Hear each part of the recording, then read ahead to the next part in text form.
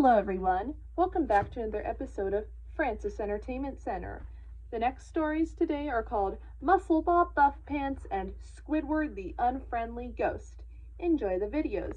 SpongeBob starts his day off by posing in front of a mirror as he gets ready to make himself large and wide. He goes to get his stuffed animal barbell weights and with great effort manages to lift them over his head before falling to the side. Just then, Sandy comes inside and SpongeBob shows off his stick arm muscles, bragging about his state of the art weight set. However, Sandy bluntly tells him that he is not going to gain any muscle mass lifting those. She then shows him her arms and asks if he wants arms like them. He then decides he could use some help, and Sandy recommends he start using her own personal training program. SpongeBob is ecstatic, imagining himself being big and muscular in various situations, flipping Krabby Patties, jellyfishing, and sleeping with a bodybuilder's physique, and agrees to come to Sandy's tree dome at 5 a.m. to begin his new workout. At the tree dome, SpongeBob is put through a progressively intense series of warm-up exercises, from push-ups to boxing to running on a giant hamster wheel, each resulting in his arms separating from his body. Sandy now takes the less than enthusiastic Sponge to the arm cruncher, to which the sight of the contraption drives SpongeBob away, only leaving a phone in Sandy's grasp.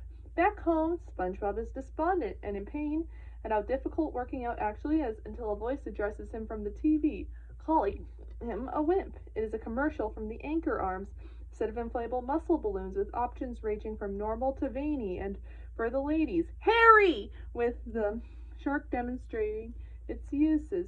Gary meows skeptically, but SpongeBob is interested and goes to buy some. Later, while wearing the Anchor Arms, SpongeBob heads towards Muscle Beach, freaking out everyone else along the way.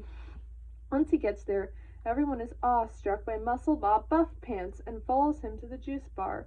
Sandy comes along asking where SpongeBob is and finds him surrounded by his new fans.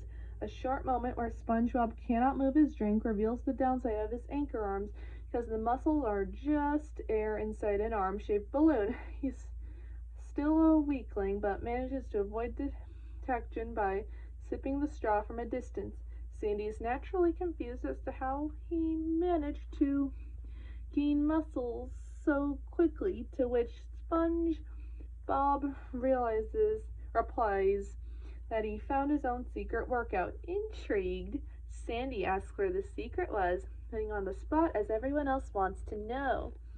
SpongeBob manages to fool them by claiming armpit farts are his secret workout, pushing aside skepticism by pointing out the results. Everyone else promptly begins armpit farting, while Sandy congratulates SpongeBob for finally finding a workout that works for him.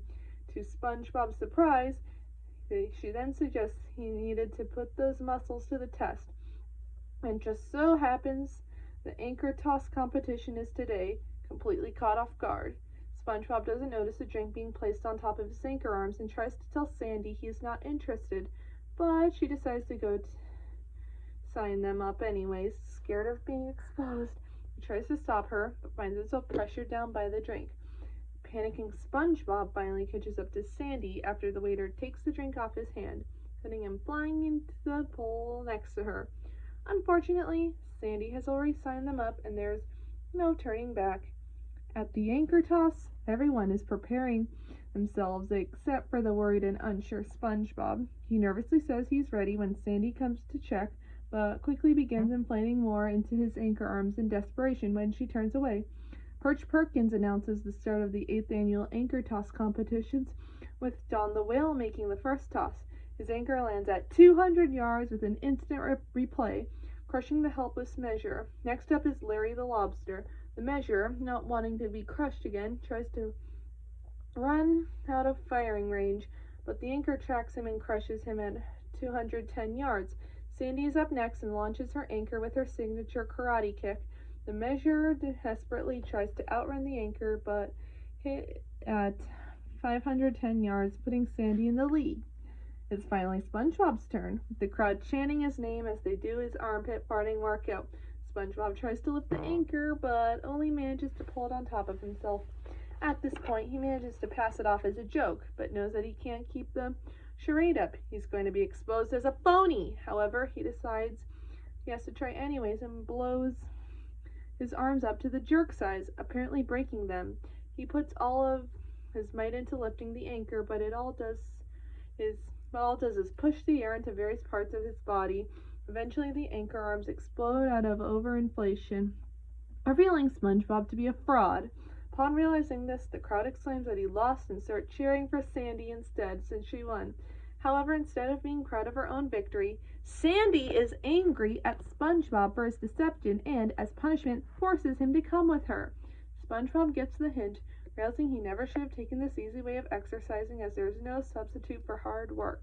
Back at the tree dome, SpongeBob's new exercise is using a TV remote to change a channel 100 times with his thumb. To his discomfort, Sandy figures they finally found an exercise that works for him right before SpongeBob's right arm falls off again, and he asks if she can pick it up. However, Sandy seems just to sit there, closing out. Squidward has just completed a wax sculpture of himself, proclaiming that he has conquered all artistic media. He then goes to take a bath, irritated by the loud game that SpongeBob and Patrick are playing. Meanwhile, SpongeBob and Patrick start playing catch with a shell, which ends up flying into Squidward's house and knocking over the wax sculpture. Believing they have hurt Squidward, SpongeBob and Patrick try to revive him, eventually concluding that he has passed away. As Squidward emerges from his bath, wrapped in a white bathrobe and covered in talcum powder, SpongeBob and Patrick are convinced they are seeing Squidward's ghost. Instead of telling the truth, Squidward decides to take advantage of the situation and pretends to be a ghost to make them wait on him and do his chores. While tidying one of Squidward's rooms, SpongeBob and Patrick met a comic book about the Flying Dutchman, who haunts the ocean because his corpse was used as a shop window display instead of being laid to rest. Sensing a parallel between the Dutchman and Squidward, the two friends decide to give Squidward a proper funeral, much to his dismay. Eventually, Squidward admits his charade, but SpongeBob and Patrick believe that Squidward is simply in denial about his death.